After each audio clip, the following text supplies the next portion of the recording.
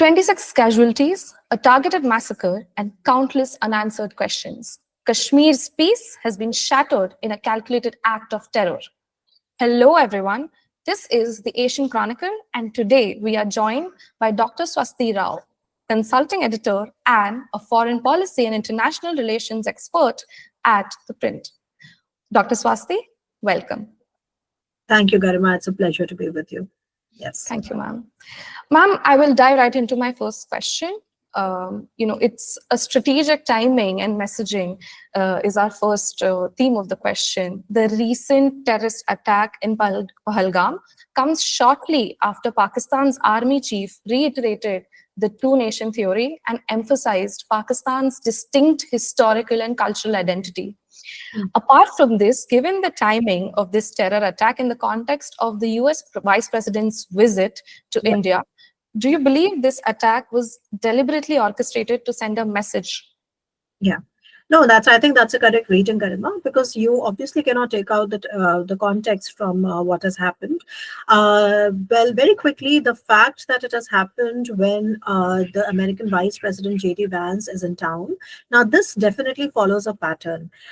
Whenever there is a high-profile visit happening in India, Pakistan has always been up to these dirty tricks. Okay, and I can give you can just go back a little bit in history and also for the benefit of the viewers. For example, when Bill Clinton, who was American president, when he visited in 2000, in the year 2000, right? There was a massacre that took place in which 36 local Kashmiri Sikhs were killed by the militants. Similarly, when our Prime Minister Atal Bihari Vajpayee ji, when he took the bus ride to Lahore, at least three simultaneous attacks took place. 2 happened in Rajouri and 1 happened in Udhampur. And collectively in these 3 attacks, 20 people were killed. So what I want to first state is that what has happened by way of J.D. Vance being here is not just coincidence. It has been Pakistan's dirty strategy to always destabilize and, put out a weak image for India, internationalize the issue of Kashmir, because they know that when you have such a high profile political leader visiting India or vice versa, then it is the perfect time for them to internationalize the issue. So that's the first thing. Remember, right now, J.D. Vance was in India. Our Prime Minister went to Saudi Arabia. So we already have a precedent. So number one, that context, I completely agree. The second thing, which you mentioned, is extremely consequential in my view, is the timing, of Pakistan Army chiefs. Very aggressive. In fact, almost toxic, speech last week where he said that Kashmir, and he said, we'll come for Kashmir, we haven't forgotten Kashmir. Now, very quickly, if you see, this also has some context because the Pakistani army right now, which is definitely the most important actor in Pakistan, is facing a lot of trouble with respect to what is happening with TTP and also in Balochistan, right? So they're handling 2 kinds of insurgencies, one the Pashto insurgency and then the other is the Baloch insurgency. And the army is having a tough time. And by way of what they do in Kashmir, it is also the army's way of actually convincing the people of Pakistan that they still matter. Okay, and remember that Pakistani army's popularity, whenever the popularity sinks, they do something like this. Earlier when it happened, they did a 26/11 on us. Then when it happened, they did a Pulwama on us. And now they've done a Pahalgam on us. So I completely agree that there is a context which is extremely important also to see the pattern. And then maybe we can answer other questions as you go ahead. Yes, ma'am. Thank you. I think we resonate with that take completely. Ma'am, just a quick follow-up to this response, ma'am. Reports suggest that the attack has been claimed by the Resistance Front. As we know, it's an offshoot of Lashkar-e-Taiba, formed in 2019. Ma'am, in this context, how do you assess their role and their operational capabilities in the current security landscape of Kashmir? I mean, they started in 2019 and this is what they've done. So, ma'am, how do you see this? Yeah, so yes, I think this is important. The one aspect is the operational aspect, right? The kind of level of training that we see, the understanding of how this attack is different from maybe what we have seen earlier. these terrorists are better trained, they are better equipped, they're carrying better weapons, they're better motivated. I mean, these things need to be taken into account. And the other thing that also comes to fore is that if you look at the pattern of these attacks, Garima, for in the at least in the last few years, most of these attacks were happening on like military to military, right? They were basically targeting the military of our country. They were targeting the CRPF. They were targeting the armed forces people, etc. Only once off you would see that there would be some attacks on the civilians, because they knew that if they are going to target the civilians, they are going to get the locals against them. Okay, so at least in the last few years, this was the discernible pattern. But this time, it has completely changed, because the way they have targeted, a very popular terrorist tourist spot, and the way they have unabashedly killed them, and also based on their identities, is something which, I mean, I wouldn't mince my words that in a very uncomfortable way, it really brings back the horror of what happened in Israel. Okay, so this does look like a very, very dirty game where the Pakistani militants have, I mean, apart from the fact that they get all the help from the army, of course, everybody knows that their army and militancy go hand in hand. But beyond that, the level of training, the level of weapons, and the sheer, I would say, audacity with which they have targeted tourists I mean, local civilians. That is something which is very, very alarming. So I do see a change, and I do see that right now, this means that we have to really look at afresh at our national security apparatus. Because I understand that it is not possible to 24/7 man these areas. It is not possible for anybody, anybody who's there professionally, who has commanded, our units there, would tell you that it is not possible. But at the same time, we have to make sure and ensure that where our intelligence lapses, our operational lapses, our logistics lapses, I think this is a time when we really have to put that together. And as far as Pakistan goes, I think it's high time that we go offensive on Pakistan. And when we go offensive, of course, we are not ruling out the kinetic options. There are a lot of non-kinetic options as well, that we can ramp up pressure by different means. But frankly, this is what we've been doing, all these years. So I think the indirect ways of trying to sort of weaken the Pakistani state apparatus, so that it doesn't really infiltrate India, so that it doesn't perpetuate terrorism into India, frankly, has not helped. Because if this is what the Pakistani army and the militants can go to, this is the extent at which they can go to, we need to go offensive, and we need to basically do, a Balakot again. Yes, ma'am. I do intend to unpack all of these areas that you've mentioned. But we see clearly that Pakistan has now changed its strategy. As you mentioned, like the militants, instead of just being offensive towards the military, they're also going towards the tourists, which will make locals unhappy. Ma'am, that is why I'm coming to local dynamics and the possible security failures. Massacres are not new in Kashmir. We know that these massacres have been happening for years now. But ma'am, this one is different, as these are well planned and targeted killings, especially since Bisaran in Pahalgam is a remote, hard to access location, but also a popular tourist spot. Yeah. So ma'am, how does, given the selection of this strategic location of Bisaran, do you believe there was a significant lapse in intelligence? But not only that, the involvement of local actors or the presence of overground workers in the region. I mean, we see both of these may be combined. How do you see this? Yeah, I mean, see, the responsible way to go about it is that we have to wait for what the government says. Okay, and as you know, that Prime Minister Modi was in Saudi Arabia. He left that meeting midway and he took a plane right back to India. And as soon as he landed at the airport, he had the first meeting right there. Right. So he met the foreign secretary, he met the national security advisor, and the foreign minister and the defense minister right there. So that itself will tell you the seriousness of the matter, that we are trying to sort of, find out all the loopholes, etc. That's the first thing.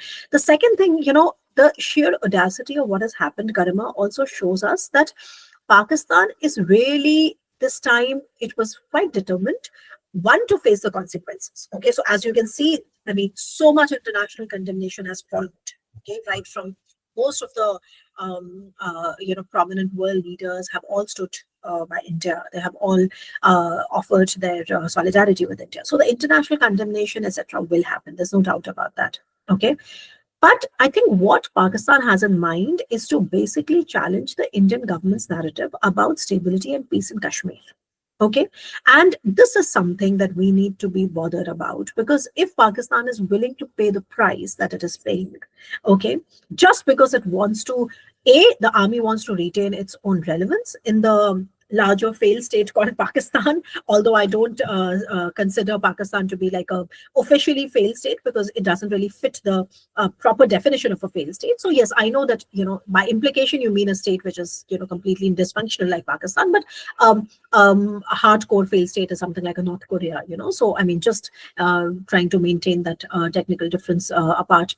But that said, what we realize is that Pakistani army is in a dire strait to reassert their relevance, and therefore this entire rhetoric on Kashmir, that Kashmir is the jugular vein, etc., etc.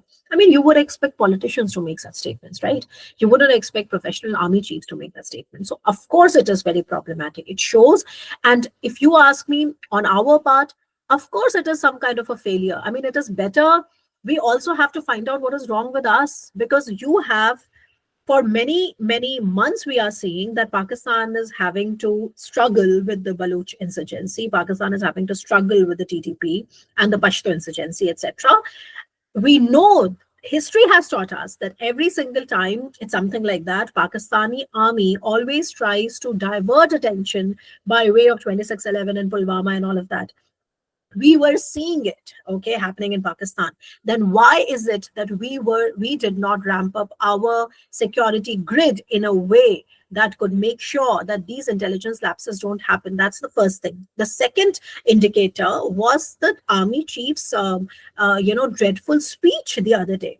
We covered it so extensively in India. Everybody had a view about it. But why did we not know what is probably coming? I mean, come on, could it not be now, when you look back in hindsight, you could argue that this could be one of the warnings, right? That we did not read. Pakistan was perhaps giving a warning, and then they gave us a warning, and they got away with it. So we have to put our act together. The problem with India is that we are also democratic, peace loving. We don't want to disturb the status quo easily. We want to basically keep things below the threshold of a conventional war, and I understand that that's how responsible state actors behave. But this time around, the way things are, and the level and intensity at which things are, I think it is also a big question mark on how we have to revamp our security grid. By that, I mean manning. By that, I mean, are we reinforcing enough men there? The technology, there is so much technology available now. Are we deploying it? Are we deploying, are we protecting these areas by way of drones? Are we also making sure that the identity of everybody that enters that area is under scrutiny? What about surveillance? So I think those are the kind of things that we have to take into account. It's very complex, it's very intersectional, but we have to understand that the purpose of this is to basically undermine the Indian narrative on Kashmir. It is to also undermine and jeopardize all local economy, because see, after the abrogation of Article 370, tourism has been booming in Kashmir. I think it was last year, about more than crores and crores of tourists have gone there.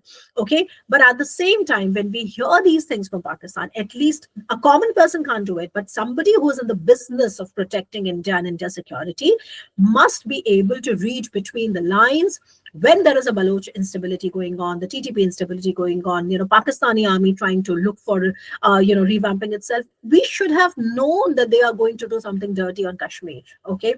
And the other thing is that, and just to conclude my point, please remember, Garima, that we are living in the middle of a kind of a destabilization that never really existed in our region before. So right now we have a hostile Pakistan. Of course, we have a hostile China with whom we are trying to manage our tensions, but you should know that Pakistan has China's back. And now we also have a very, very hostile Bangladesh. So we have a three-front destabilization. In the face of a three-front destabilization, we should be much more proactive than merely giving statements. And that is what my basic point is, that we need a better understanding of how the Pakistani train their militants, how the Pakistani army has the capabilities to tackle the TTP, to tackle the Pashto, the Baloch insurgents, as well as also continuously ramp up pressure on our LOC. So we need to get more professional, more objective, and more consistent in our approach, rather than trying all these non-kinetic, ways of international pressure, geopolitical balancing, etc., etc. I don't think really Pakistan is a rational actor anyway. So if they can go to these extremes, it is for us to put our act together, because whether we like it or we don't, there is very little that we can do about Pakistan, right? We cannot drop a nuclear bomb on Pakistan. So we have to do everything else possible to secure our state. Yes, ma'am. I think the fact that we should have seen this coming is largely resonating across platforms. That is what people are talking about. We did see the signs, right? And this leads to talking about how we could have been more tactical, or rather how we should start being more tactical now.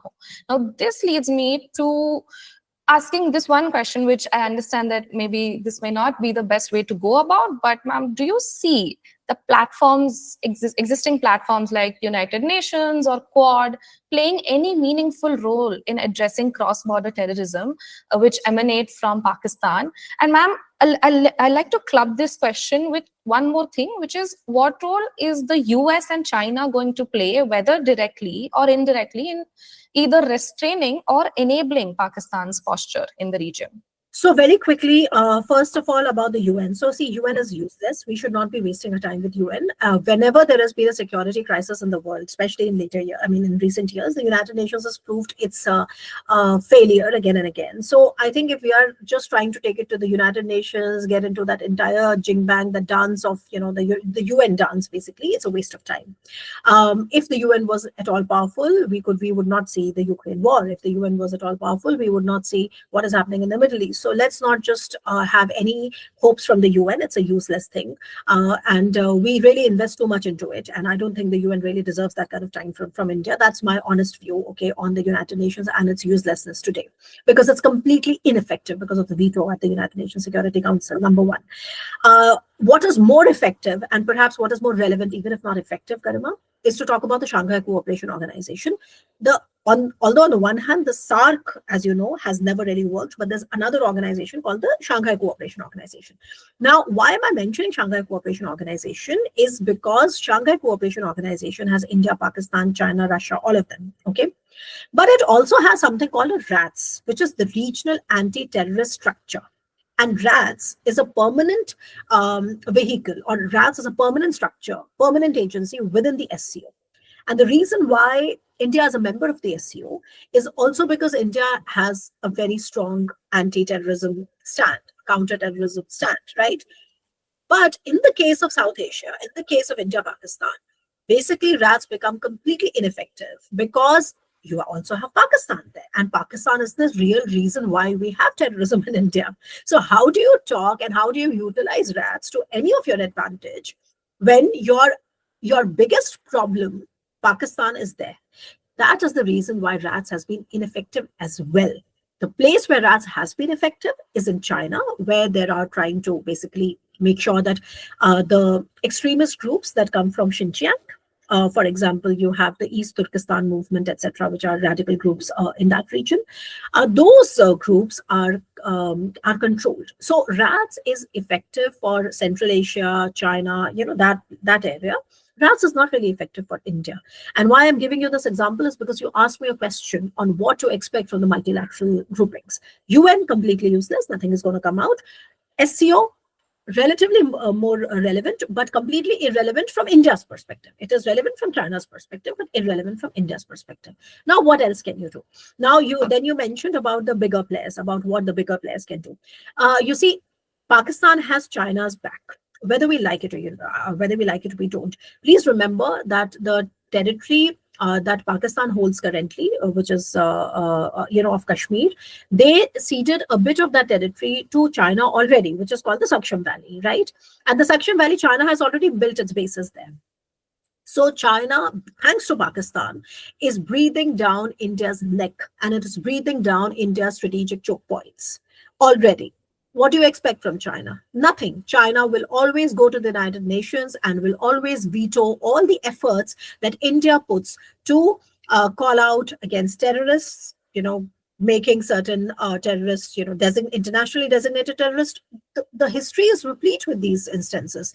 You have a China there. China will never allow for that. Okay. So China only has an enabling role, even if it does not have an active role. It has an enabling role. Okay.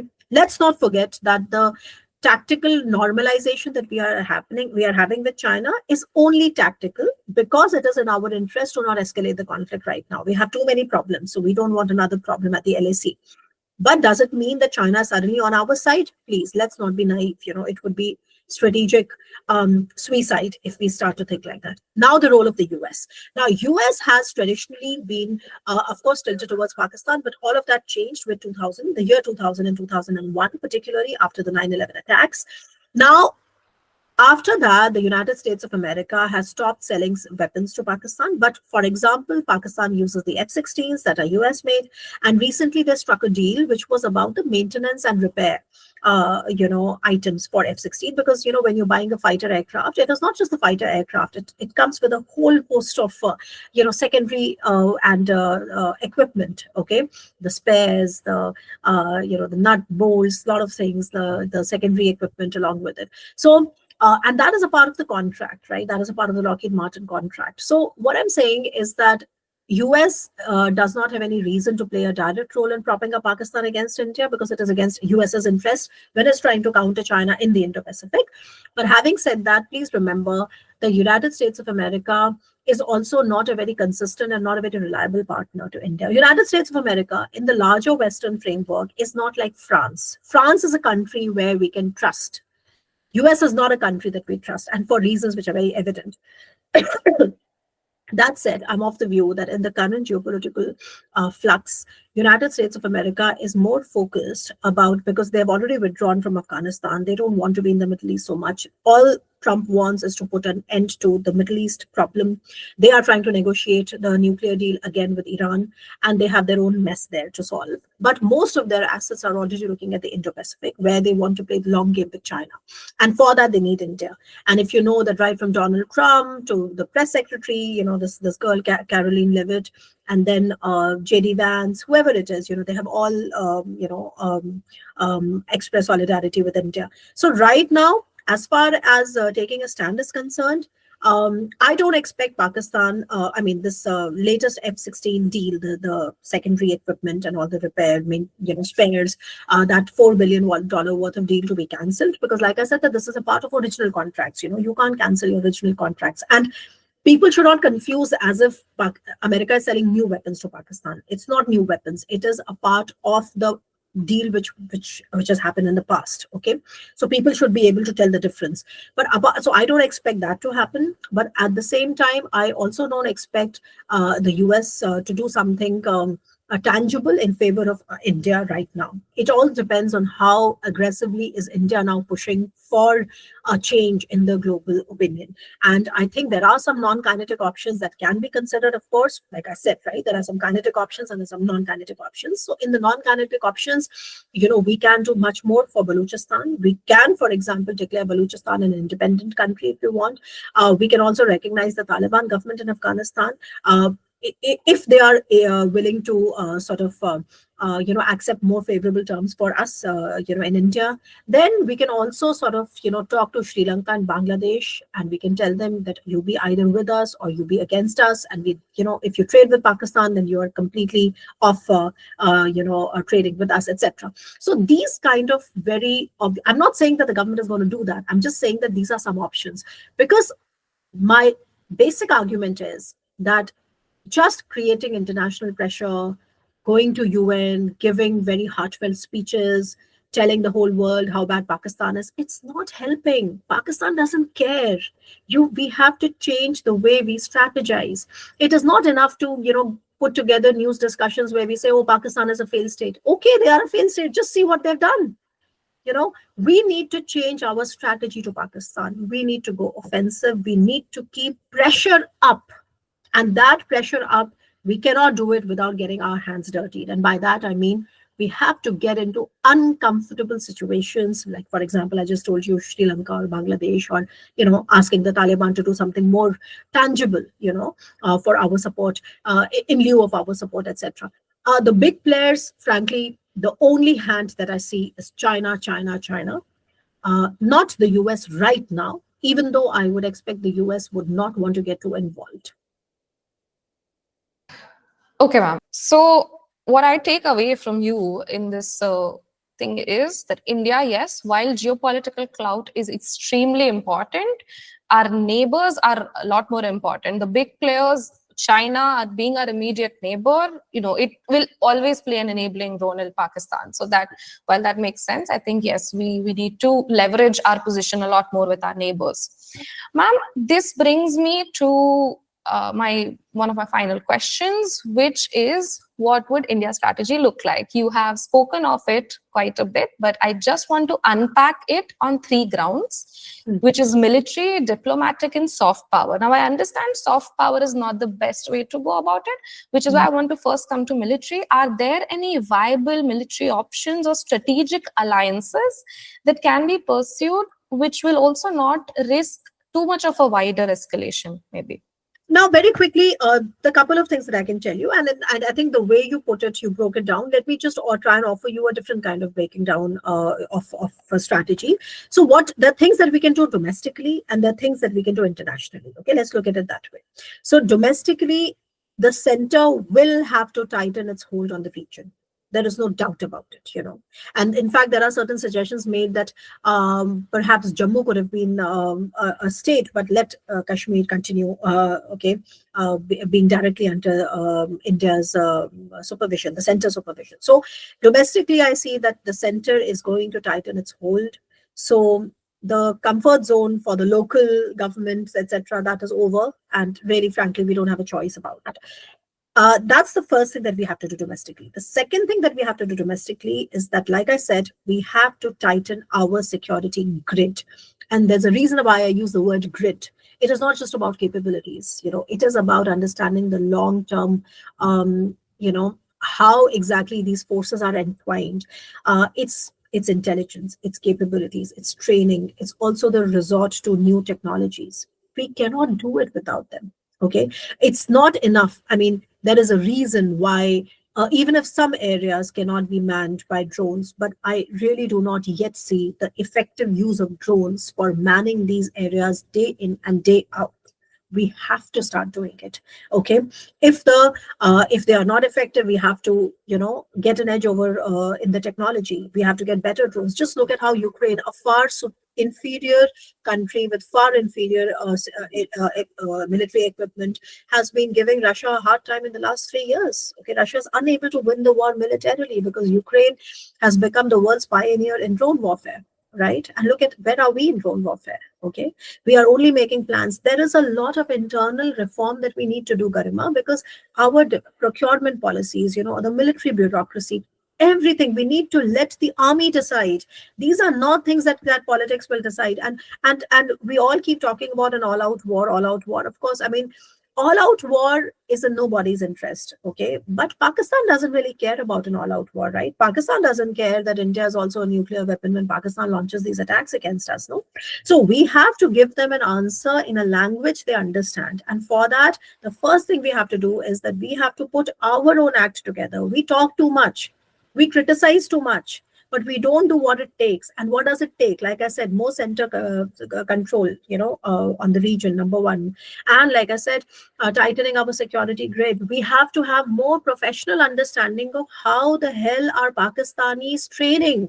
Okay, Pakistanis have been able to put a special task forces, okay, that carry out, which are combinations of militants and army officers. These are small tukadis, right? Small groups that gain intelligence, that gather intelligence, that that do all kinds of recce's, and they get into our side of the border, and they are also in talks with locals. So we have to really have a professional understanding of how are they doing it.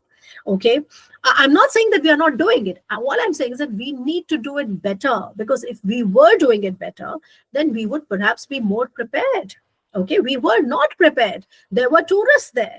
We could have obviously said that, okay, this is not the time to have tourists. Okay. The indicators don't look good. Anyway, so coming back, when I said, so domestically, we need to do these things. We need to also, third, like I mentioned, we need to let the army have some kind of a say, because politicians have a very different way of looking at things. Okay, but the army is completely capable. We have to let the army do the needful. Okay, and we have to remove the military bureaucracy in between. So that's the things that we need to do domestically. And of course, I mean, let me just not say the obvious, which is that we have not been spending enough on our defense. Our capital procurement budget has been declining. We have to work on that.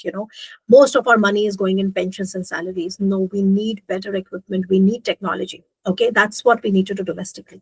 Internationally, we can do two things. One is that we can get into more geopolitical balancing, that we already do whenever. That's the reason why we are in Armenia. That's the reason why we support Greece. That's the reason, why we are developing ties with the US, with the larger West, with Afghanistan. I mean, that's the reason why we are bypassing Pakistan and investing in Chabar. So all that geopolitical lobbying, all that geopolitical balancing we do, that alone is not going to help.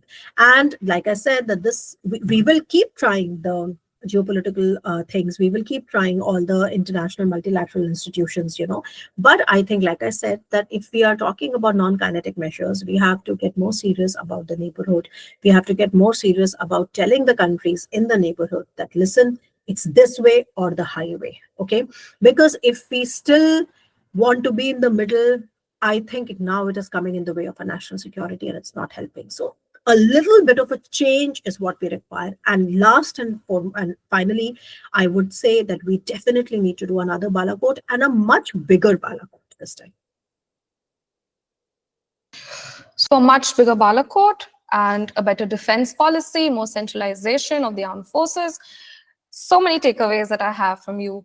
Ma'am, just, even with our defense sector, our startups are upcoming, but the government also needs to, I guess, ensure that these startups end up having a more sustainable model. The government needs to support these startups to ensure that the defense is much more well equipped with technology. Ma'am, while we could have unpacked a lot more on defense policy, ma'am, I would like to just come to one more question. This would be a final question. Ma'am, in your view, what would a holistic long-term response look like? Now, I understand you've spoken a lot of responses, but something that, because everyone right now is talking about a long-term solution that has been the talk of the town. And some say that is a call for pogrom. Some say that is a call which is necessary to put an end to this conflict. Now, while both of these sides exist in the current discourse, how do you see a long-term holistic response looking like? Which will also, keep our international and regional credibility intact. So. No, yeah, I completely understand that. And I think as far as long-term response is concerned, like I said, all these things that we're doing internationally will continue, right? I mean, when Balakot, we decided Balakot, we did not take anybody's permission, right? We did Balakot because they did a Pulwama, and we chose when we want to strike back, and we should do something similar. And I think Pakistan Sever is also ready for it, because they don't mind people dying. They only want to retain their relevance. It's a very, very dysfunctional state. Pakistan's entire existence is a very, very big problem, and I hate saying it, because end of the day, we are all humans. But please, when it comes to national security, we cannot be peddling idiotic explanations, right?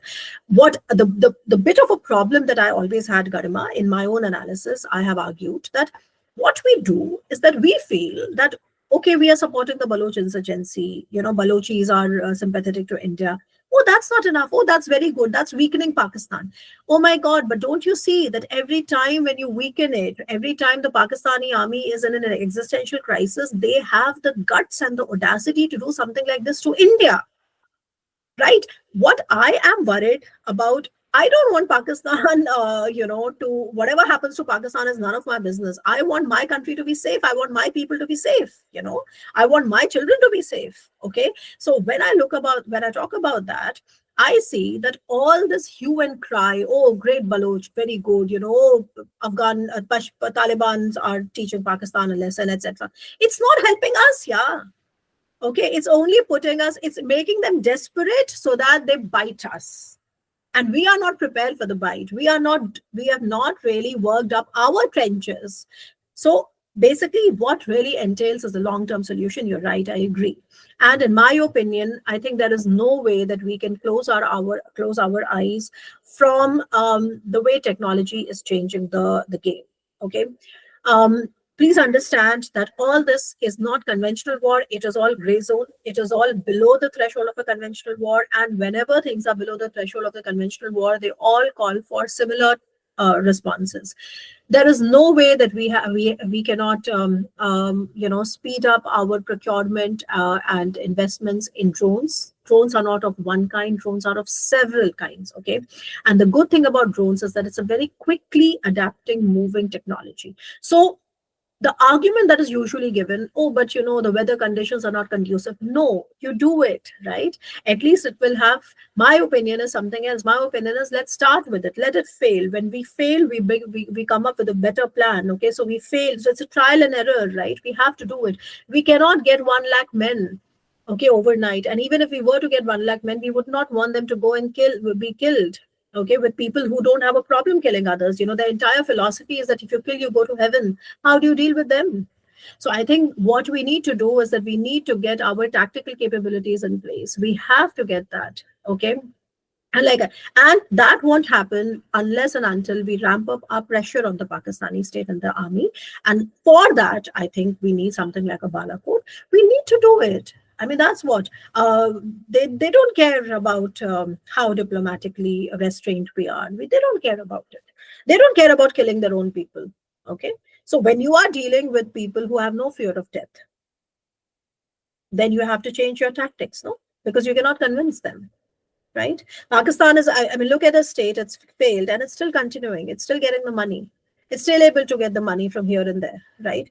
So yes, we need to engage Saudi Arabia. We need to engage the Islamic world. We need to engage everybody and anybody, and that's what we do. India believes in being friends to as many countries as possible. But when it comes to national security, I'm afraid that we sometimes tend to become complacent and just criticize Pakistan. Oh, great Baloch insurgency happening. We don't have professional assessments of how much is it really truly hindering the capability of the Pakistani army and the militants to basically in their antics against India. And when we change the lens, we understand that, okay, we perhaps need to revamp it. Okay, so I don't want to sort of sound holier than thou and everybody sounds like a genius in hindsight, but as far as this particular attack is concerned, I think there were so many warnings that we did not read. We kept analyzing them on our TV, but we did not have, I mean, anybody else would say, no, this is not the right time. Let's not have so many tourists. It's not the right time. There's so much writing on the wall. Okay, we can pick it up. But we still chose to not. That is where complacency comes. Okay, nobody is perfect. Even gold standard countries that are gold standards in border surveillance like Israel, they've also had their Hamas moments. Okay, nobody is perfect, but in our case, I can see where the complacency comes. So we have to fight that complacency first, our military bureaucracy first, our defense procurement lags first before we teach anybody a lesson. Once we are able to do that, I mean, we are a country of 1.5 billion people, exceptional people, intelligent people, all capabilities. It's only our own roadblocks that we have created in our heads. We are, our own deep state, the military bureaucracy that delays everything. That's where we need to work. Everything else, I think I'm very happy with the way the government is doing the international part. But back home, we need to become bolder. Yes, ma'am. I think we all need to develop that common vision of never again. Like once we know never again, I think the complacency should not be a problem like this. And I completely understand where you come from. Just if you allow me to just say one more thing, Garima, and I think just one more thing that I'd like to say is that I also see a lot of polarization happening in society because of that. You see, that's what the terrorists want. Yeah, we have to also protect against that. We have to protect against this hatred that starts to get take root in our minds between communities. See, that's what they want. That the reason why they do it in a way, and the reason they say that I want you to go back and tell this to your prime minister, right? There's a case, right, where the woman said that please kill me, and they said no, we won't kill you. You go back and tell the prime minister what you saw. Okay, so the reason they do these kind of heinous crimes is also because they want to send a message. Okay, they know that India that is going to be internally divided is going to be a weak India. So these are moments where we all need to, we all need to resort to one common vision of what the nation means to us, one common vision of what national security means to us. Opposition fighting ka samay nahi hai ye, right? So that's what, do we have it in us to understand it's a national emergency? Or do you think that this is a time when we really walk down the same path of polarization and, sectarianism and all that? That's what they want. They know, right? So I think that's the kind of thing that we also need to reinforce, that the enemy is there, right? We need to keep our differences aside and come together and develop a common vision.